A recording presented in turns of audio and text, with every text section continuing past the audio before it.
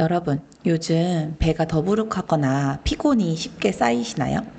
사실 이런 증상은 장 건강과 깊게 관련이 있습니다. 대한민국 성인 3명 중 1명은 장 트러블을 겪고 있다는 통계가 있어요. 저 역시 바쁠 때마다 소화불량으로 굉장히 힘든 경험들을 하는데요. 그때 깨달았습니다. 장이 건강해야 몸과 마음이 편해진다는 걸요. 오늘은 장 건강이 왜 중요한지, 그리고 쉽게 따라할 수 있는 습관들에 대해서 이야기해 보도록 하겠습니다. 현대인의 장 건강을 위협하는 요소는 크게 3가지로 요약해 볼 수 있습니다. 첫 번째는 불규칙한 식습관과 가공식품입니다. 야근하고 집에 들어가면 치킨, 피자, 라면 같은 식품으로 끼니를 때우고 아침에는 커피로 시작하는 경우 많으시죠? 이런 음식은 장내 유해균을 늘리게 만들고 장벽을 약하게 만듭니다. 두 번째는 스트레스예요. 스트레스가 심하면 장이 꼬인다 라는 표현을 많이 쓰잖아요. 실제로 스트레스 호르몬은 장내 유해균을 증가시키고 균형을 무너뜨려서 소화 기능을 방해하게 됩니다.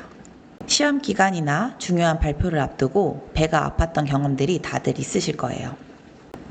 세 번째는 운동 부족과 수면 부족입니다. 현대인들은 주로 하루 종일 앉아있는 생활을 주로 많이 하게 되고 밤늦게 쇼츠 같은 컨텐츠를 보고 늦게 잔 다음에 다음날 아침 일찍 일어나는 이런 수면 부족의 패턴을 진행하다 보면 장은 제대로 운동을 하지 못하고 독소가 쌓여서 숙변이 생기게 됩니다. 이 3가지가 합쳐지면 장은 점점 제 기능을 잃게 되고 결국 몸 전체의 균형이 무너질 수 있습니다. 그렇다면 장 건강이 왜 중요한지 그 이유를 3가지로 또 요약해 볼게요. 첫 번째로 면역력의 70%는 장에서 시작된다는 겁니다. 우리 몸의 면역세포 중 70%가 장에 있습니다.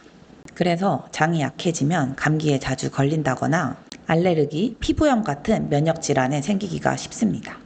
실제로 강이 건강하신 분들은 환절기에도 훨씬 더 건강한 삶을 유지하고 있어요. 두 번째로는 행복의 호르몬이라고 불리는 세로토닌의 주요 생산지입니다. 즉, 정신 건강을 위해서도 장 건강이 중요하다는 거죠. 행복 호르몬이라고 알려진 세로토닌의 90%가 장에서 만들어집니다. 장이 불편하면 괜히 기분도 가라앉고 우울감이나 불안이 커지는 이유가 여기에 있어요. 이걸 장내축이라고 부르는데 장은 뇌와 바로 연결되어 있다는 거죠. 세 번째는 영양 흡수와 노폐물 배출의 중심이라는 겁니다. 장은 음식 속 영양분을 흡수하고 노폐물을 배출하는 핵심 기관입니다. 장이 나쁘면 아무리 좋은 걸 먹어도 좋은 영양분을 흡수하지 못하고 독소가 쌓여서 대사 기능이 저하됩니다. 결국 피로가 쌓이고 몸의 활력이 떨어지게 되는 거죠. 그뿐만 아니라 장내 환경이 나빠지면 불필요한 노폐물이 쌓여서 대사 기능이 떨어지고 이는 곧 살이 잘 안 빠지거나 요요가 오는 다이어트 실패라는 결과물을 가져올 수도 있습니다. 그 장 건강은 체중 관리와도 밀접한 관계가 있다고 볼 수 있습니다. 장 건강은 체중 관리와 다이어트 성공의 핵심 열쇠라는 것을 잊지 마세요. 이렇게 장이 건강해야 몸과 마음이 모두 건강해질 수 있다는 사실을 알았으면 어떤 걸 해야지 장이 좋아질까에 대해서 한번 다뤄보도록 하겠습니다. 장 건강을 지키기 위해 할 수 있는 팁을 3가지로 요약을 해보겠습니다. 가장 좋은 방법은 발효식품을 꾸준히 섭취하는 겁니다. 김치, 된장, 요거트 같은 전통적인 발효식품은 유산균이 풍부해서 장내에 좋은 균을 늘려줍니다. 저는 하루에 1번은 꼭 발효식품을 챙겨 먹으려고 노력하고 있어요. 두 번째로는 규칙적인 생활 습관입니다. 가장 뻔한 말이지만 실천하기가 가장 어려운 포인트죠. 규칙적인 운동, 충분한 수면, 스트레스 관리만 잘해도 장 건강이 크게 개선이 될 수 있습니다. 하루에 20분 정도 가볍게 걷기부터 시작을 해보시고 너무 늦지 않게 11시 정도쯤에는 잠들 수 있는 습관을 한번 길러보세요. 그리고 스트레스를 풀기 위해서는 내가 좋아하는 좋은 취미생활을 만드는 것도 중요합니다. 이렇게 작은 습관들만 1~2개씩 해봐도 내 장 건강이 크게 좋아질 수 있어요. 저 역시 격일에 1번씩 3km를 뛰고 있습니다. 처음에 운동을 해야겠다라는 마음을 먹었을 때는 너무 하기 싫어서 그냥 걷는 것만이라도 해보자 라고 해서 1달 정도는 격일에 1번씩 걷기 운동을 위주로 했었고요. 어느 정도 걷다 보니까 이제 좀 뛸 수 있겠다라는 마음이 생겨서 그 다음 달에는 이제 뛰는 거를 목표로 해서 3km씩 꾸준히 뛰고 있습니다. 그래서 다음 달에는 이제 페이스도 올리고 목표 키로수도 늘리면서 점차 운동에 대한 목표치를 늘리면서 건강한 삶을 살려고 노력을 하고 있어요. 두 번째로는 어느 정도 규칙적인 패턴을 지키려고 노력한다는 겁니다.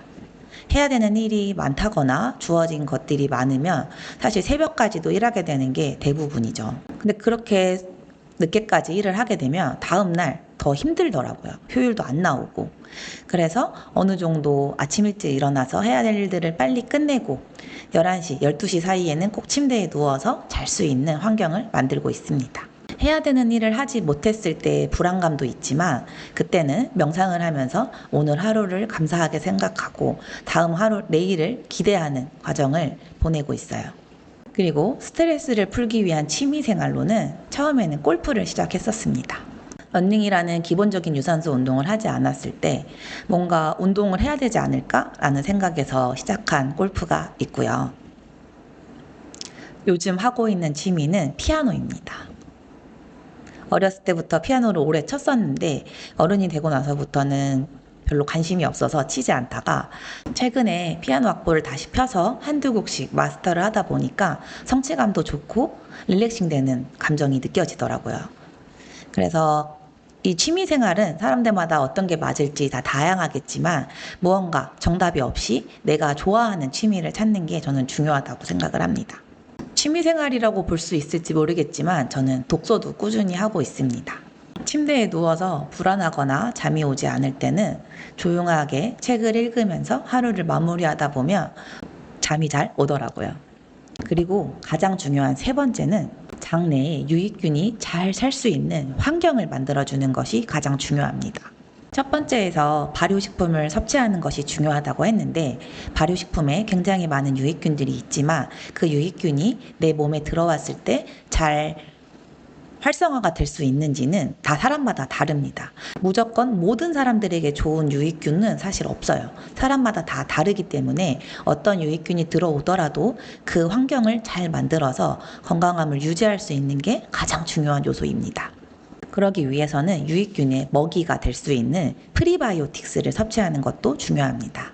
주로 채소나 곡물의 식이섬유 등이 이 프리바이오틱스 기능을 하게 됩니다. 즉 여기서 중요한 거는 프리바이오틱스는 프로바이오틱스랑은 다르게 프로바이오틱스의 먹이라고 표현을 합니다.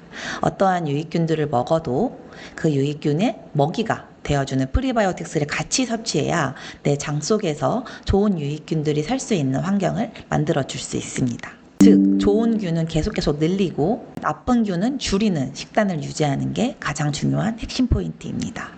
오늘 영상을 보시고 하루에 적어도 발효식품 하나, 그리고 건강한 작은 생활습관 하나, 마지막으로 식이섬유 하나라도 꼭 실천을 해보세요. 여러분, 장은 단순한 소화기관이 아니라 면역, 정신, 다이어트까지 책임지는 제2의 뇌입니다. 오늘 알려드린 장 건강의 중요성과 실천 팁, 이 세 가지들을 꼭 기억하고 일상에서 적용해보세요. 작은 습관이 내 장을 살리고 결국 삶의 질을 바꿔줍니다. 여러분은 장 건강을 위해 어떤 습관을 실행하고 계신가요?